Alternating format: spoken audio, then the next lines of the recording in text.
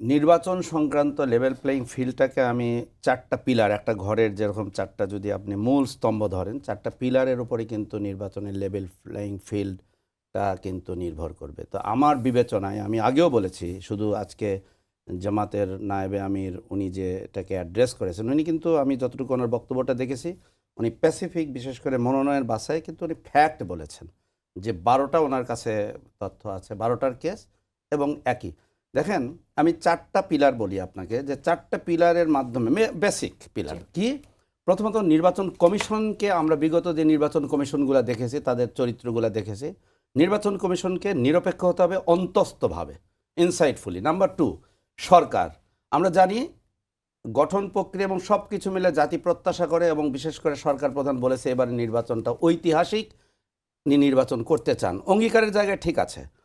3 নম্বর বিষয় হচ্ছে আইন শৃঙ্খলা, একেবারে রাজধানী থেকে শুরু করে একেবারে প্রান্তিক জনপদ পর্যন্ত, এটা হচ্ছে আইন শৃঙ্খলা বাহিনী, টোটাল প্রশাসন। আর চতুর্থত হলো নাগরিক সমাজ এবং রাজনৈতিক দলগুলোর মধ্যে ঐক্যমত্য। এই চারটা মিলেই কিন্তু একটা লেভেল প্লেইং ফিল্ডের একটা পরিবেশ গড়ে উঠবে।